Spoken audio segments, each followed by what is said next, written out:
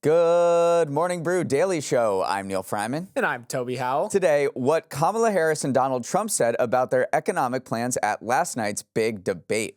Then Royal Caribbean's 9-month cruise returned to port yesterday. Was the unlimited food and drink worth spending 275 days on the same boat as 650 strangers? It's Wednesday, September 11th. Let's ride.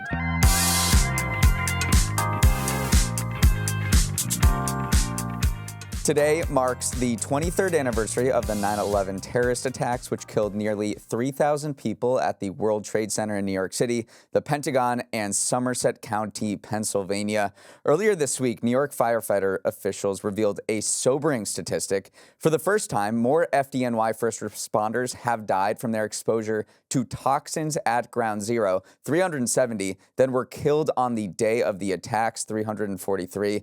Union leaders are imploring Congress to extend funding for the World Trade Center Health Program, which runs out in 2028, through 2090 to ensure that every survivor is able to receive health care.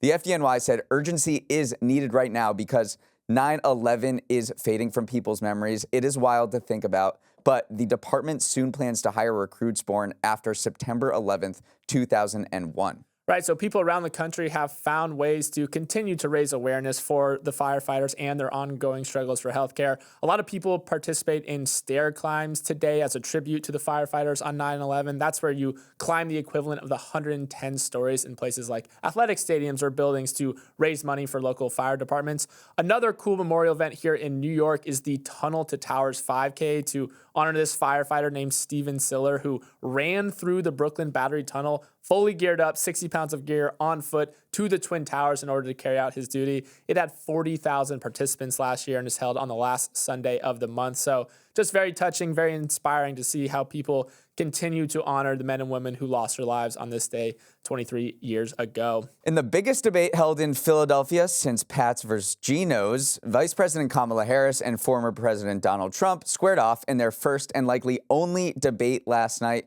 It comes at a pivotal moment in the campaign with less than 2 months left until Election Day and the race in a dead heat. Many topics were discussed at the debate, but we're here, of course, to focus on business and the economy, which, as the number one issue for voters in the election, accounted for the first 17 minutes of conversation during the debate. The candidates were asked about their positions on inflation, tariffs, taxes, jobs, fracking, and more.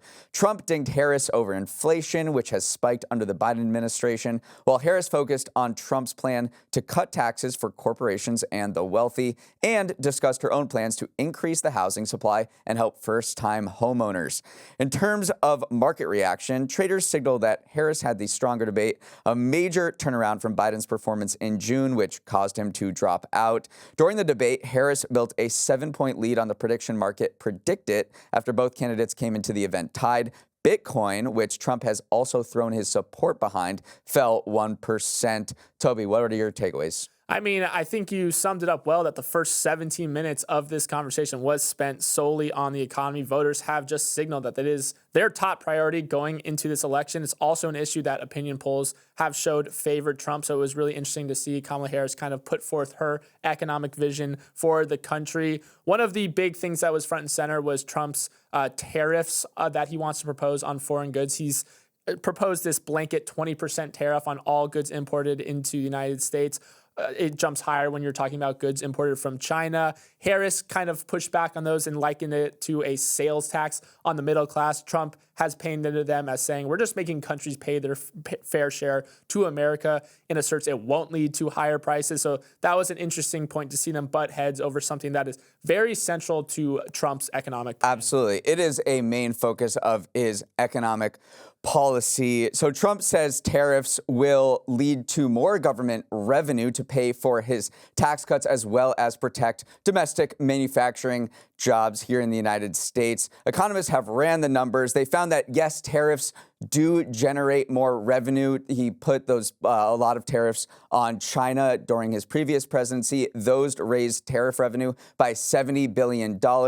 A new study by economists at the Peterson Institute calculated that a 10% tariff on all imported products plus a 60% tariff would generate about $227 billion per year. Now, that's definitely not chump change. That would pay pay for certain plans. But then you have to look at the tax cuts that Trump introduced in 2017. Those were calculated by the nonpartisan Congressional Budget Office to cost more than $4 trillion over 10 years. So that $227 billion raised from tariffs is not really going to make a dent in that. And economists also say that tariffs on goods coming into the country make prices higher for consumers and businesses. It is essentially going to perhaps stoke inflation again. And then Harris used that as an opportunity to steer the conversation towards her plan to offer these tax benefits both to families and small businesses. She wants to expand the child tax credit to $6,000. She also brought up her $50,000 small business tax credit, saying that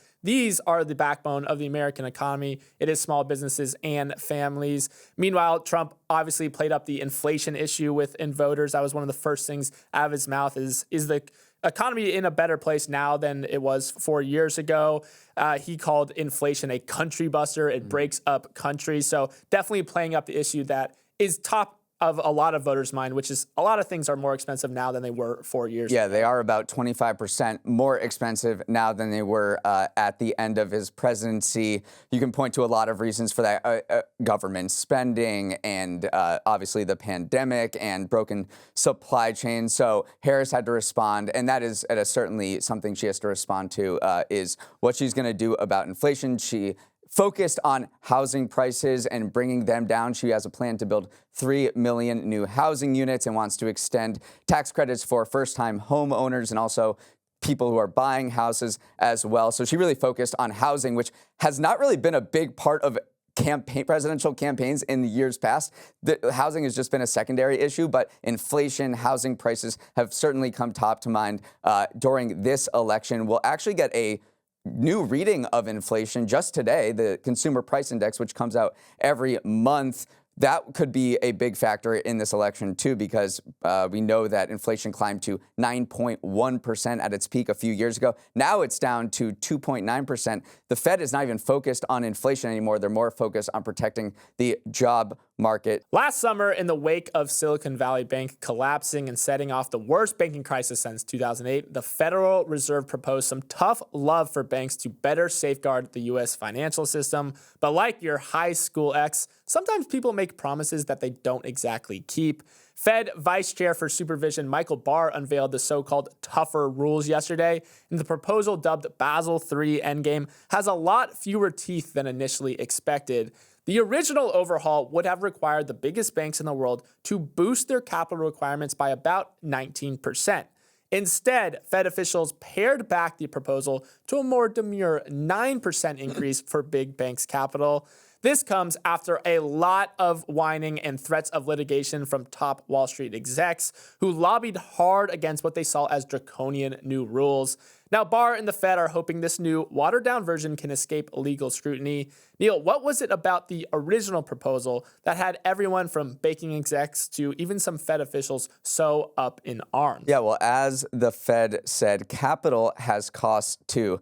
They wanted the banks to put aside 19% more capital in a rainy day fund, in reserves, to cover for crises. Well, that capital sitting in that rainy day fund is not being put to work in the U.S. economy. And politicians on both sides of the aisle, as well as banking executives, say this capital that's set aside and not being lent out to the economy will just raise prices for consumers. It may crimp lending. You want to get a mortgage, maybe you're a risky borrower. Well, the banks can say, well, actually, we don't have that money for you right now. It's back in our rainy day fund. So they think that small business lending, too, could have been reduced. So that's why you saw actually Republicans and Democrats coming together being like, I don't know if 19% is a little too onerous on banks because we need banks to lend and lubricate the economy, get that money flowing out there. Meanwhile, banks also said that they would be put at a disadvantage compared to European banks and banks around the world, which are also implementing this Basel III Endgame, which is a very cool name for a banking regulation,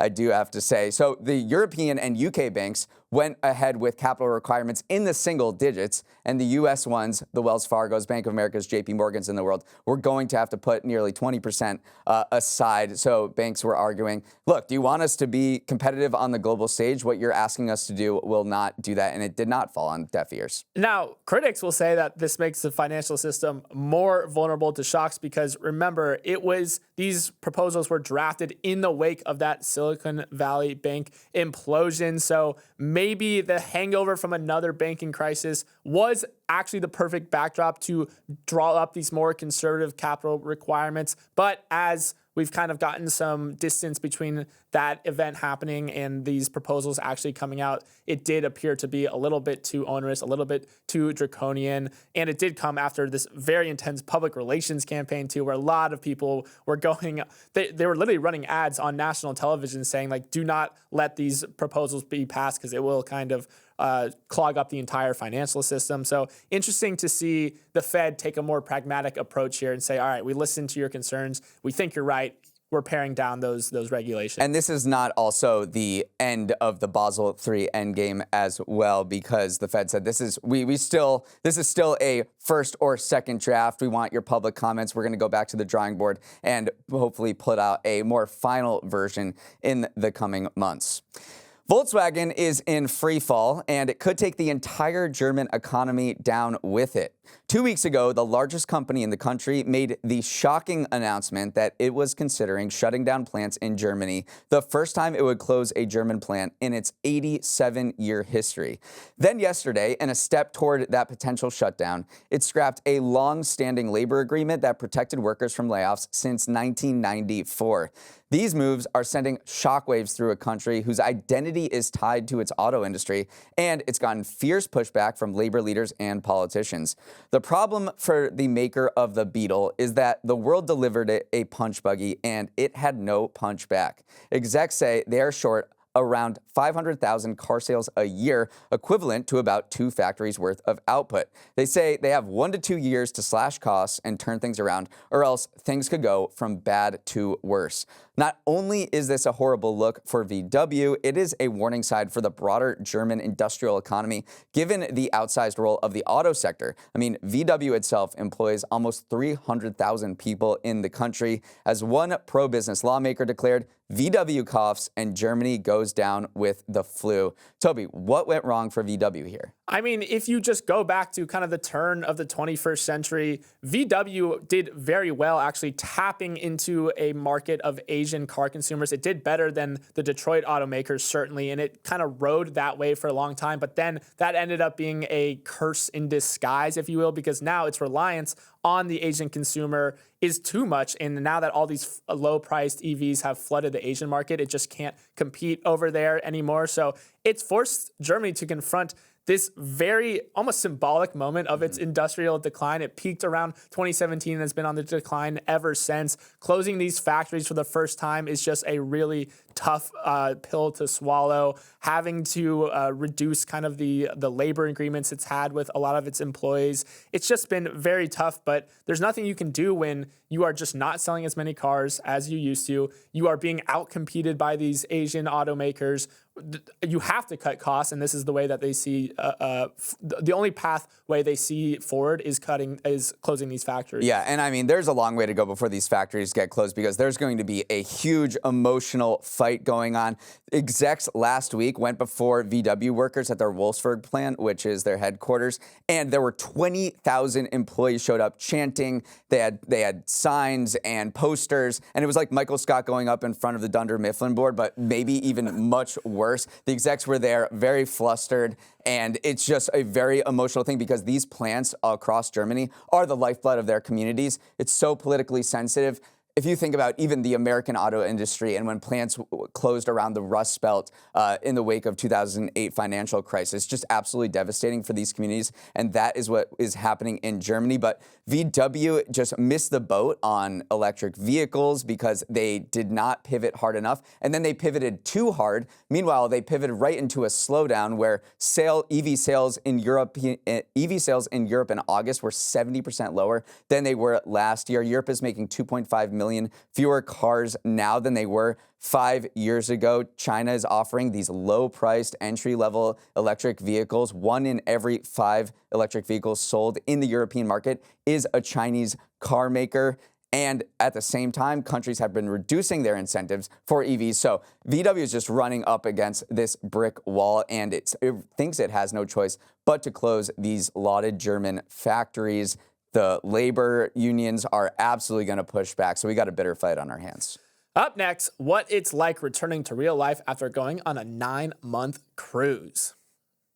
Starting a new job is never easy. Where are the bathrooms? Are my coworkers cool or not? And it's even harder if your new home is riding the struggle bus, which is the situation two food industry execs Brian Nichol and Damola Adamolican find themselves in as they are straightening their ties, ready to begin their turnaround efforts at Starbucks and Red Lobster. First, Brian Nichol got the code to the Starbucks HQ at the beginning of this week and gave a preview of what his priorities are to turn the U.S. business around. The 4 areas he has his eye set on are the barista experience, morning service, its cafes, and the company's branding. He wants to improve working conditions for baristas so they can pump out triple shot pumpkin spice lattes more quickly, and also revamp its app and mobile ordering to make those early morning rushes a little less annoying for customers. Overall, the goal for Nichol's first 100 days on the job is getting back to Starbucks. Do you think he is on the right path, Neal? Well, he definitely wants to focus on the U.S. business, which is exactly what the godfather of Starbucks, I don't know what you want to call him, Howard Schultz, who's been CEO 3 times, focused on in that very infamous LinkedIn letter that led to the firing of the former CEO. He said, focus on the U.S. business. I know you operate in 87 countries, but the experience that people are getting when they're going into Starbucks in the United States, your biggest market, your most important market, is terrible. Nichol really wants to have his cake and eat it too, because Starbucks has transitioned over the past few decades from a place where you lounge around, bring your laptop, hang out, you had this very coffee house vibe, to a more of a Dunkin' style where you order on your phone and you go in and grab it and go. I mean, at this point, digital orders and drive-through account for 70% of Starbucks business in the United States. The problem is, Nichol wants to do both things. He wants to bring back the vibe of the third place where you can go chill at Starbucks. And at the same time, he wants to get more orders through the system for people who want to order as they're on the go during their commute. I don't know how how you can possibly square the I want to really pick up my coffee and get it really quickly, and also the I want to hang out here in the same place. He did in his note say we should delineate between the people who want to stay and then the people who want to go. They just need to be clearly marked in our cafes. I think that is going to be a balance that is going to be tough to strike. It does seem like he understands the issues that a lot of Starbucks consumers are feeling, though. He mentioned that sometimes it can feel transactional when you go into Starbucks. The menus can feel overwhelming. The product can oftentimes be inconsistent. The waits are too long, and then the handoffs are too hectic is what he hit upon. So it does feel like he knows what a lot of consumers are facing. Those are all problems that we've all experienced at one point, where it just doesn't feel calming. It feels extremely kind of hectic when you step foot into these Starbuckses. Also, expectations are extremely high for this. I mean, remember, the shares jumped around 20% when Nichol was first instituted. A lot of critics are saying Starbucks is a lot more complicated than Chipotle was as well. Chipotle is just US-based. Starbucks is international. It operates in 87 countries, so it's just a very large market. Maybe his magic dust won't work as well on such a expansive business. But yeah, I mean, Nichol did very clearly state what his goals are, so we'll have it almost feels like he's starting a presidency. He said, this is my first 100-day plan. This is what I hope to do. And we'll see if he still has the magic touch that he can bring over from Chipotle. There is a similar hotshot CEO tasked with turning around the recently bankrupt seafood chain Red Lobster on our radar. You're probably less familiar with Damola Adamolican unless you are really locked into the CEO Wonder Kid scene.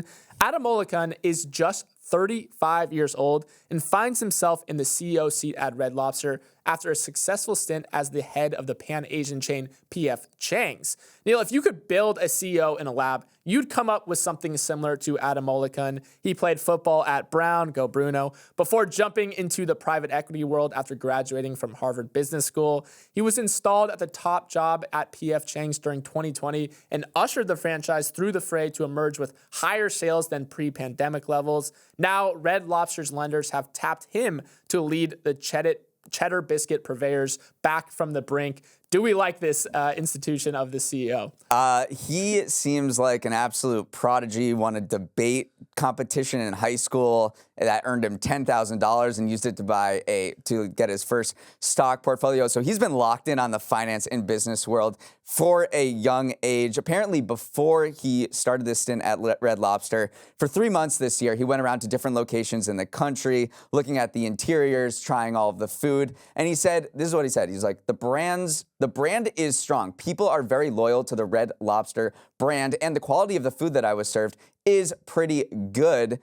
But there were instances where the quality of the food was not pretty good, and these promotions that the previous owner, Ty Union, ran were devastating for the business. Remember this infamous $20 all-you-can-eat shrimp deal last year. They ran it every single day. It led to $11 million quarterly loss and eventually sank the company into bankruptcy. They shuttered more than 100 stores. So he's got to get back to what Red Lobster does well, which is make you think of New England, serve really solid food, update the interiors. I think this is a brand and a chain with a lot of loyalty and a lot of nostalgia. And I think his plan is to lean into that nostalgia, up the food quality, make sure that all the restaurants actually look good. Don't do those stupid promotions, and maybe he'll be successful. I do love that Adam Olican, too, does whenever he gets the top job at a restaurant chain. He goes and moves to the city where it's headquartered. So with P.F. Chang's, he built a house in Scottsdale, Arizona. He did the same thing now. He's looking for a house in Orlando area, which is where Red Lobster is headquartered. So it is interesting to see because Brian Niccol, the new Starbucks CEO, is super commuting from his home to Starbucks' HQ, whereas Adam Olican is all in. He's moving there. He's building houses. He wants to get down and dirty. Which job would you rather have, Starbucks CEO or Red Lobster? I mean, one gives me lobster, so I think I'm going for that one. I've had enough Starbucks in my life. I could use a little cheddar biscuits.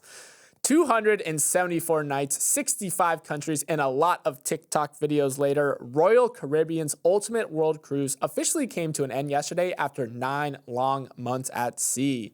Even for the most avid cruisers out there, this was a monumental journey. While other passengers rotated through on different legs of the journey, 650 brave souls were on board for the long haul, paying anywhere from 60 to 117 grand per person.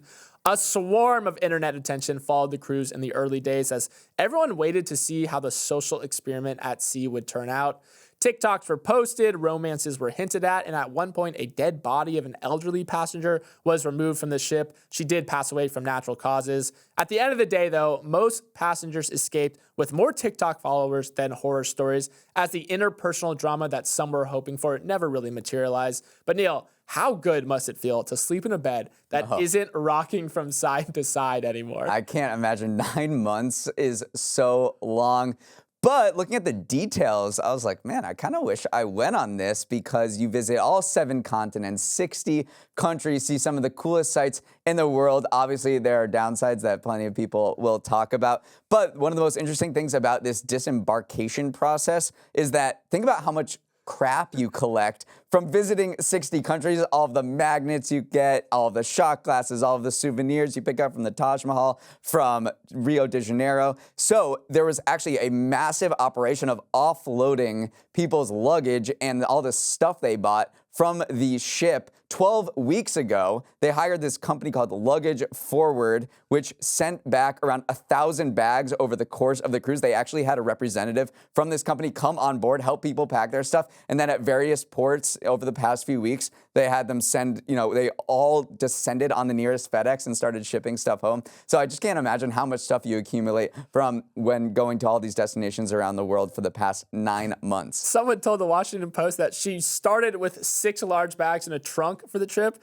and she returned home with 20 bags. So that is a lot of knickknacks right there. It was interesting, the social media phenomenon around this, because when it first started, there were people breaking down every interaction, every single TikTok posted from the people on the ship. It was almost like a reality TV show had kicked off. Unfortunately, though, people were hoping for like divorces to happen where you're living on the same ship as your husband and wife for a long time. It just never really came to fruition. A lot of the people said the biggest thing we battled was just exhaustion. Like there were so many port stops, especially around Europe, but they were very grateful. They said it was an incredible experience seeing the icebergs in Antarctica, seeing Europe, seeing Africa, just truly an amazing thing. And I think I already know your answer, but if you had the opportunity, would you sign up for a 9-month trip? Sure, and I think I might have the opportunity to do so because Royal Caribbean said they are offering another one, and then this whole industry of longer cruises is seeing a boom, along with the whole industry of cruising in general. Holland America, which specializes in longer cruises, said it's offering 25% more sailings of 25 days or longer compared with 2019, and then 117 more sailings of 50 or more days. So there is clearly demand for people to just move away from whatever they're doing here and escape to the ocean with a bunch of strangers. MBD at sea. I can see it now. MBD at sea. Let's wrap it up there. Thanks so much for starting your morning with us, and have a wonderful Wednesday. For any feedback, questions, or comments on the show, send an email to morningbrewdaily@morningbrew.com. Also, we'd love it if you shared Morning Brew Daily with your friends, family, and coworkers, so you don't have to explain what the heck Basel III Endgame is to them.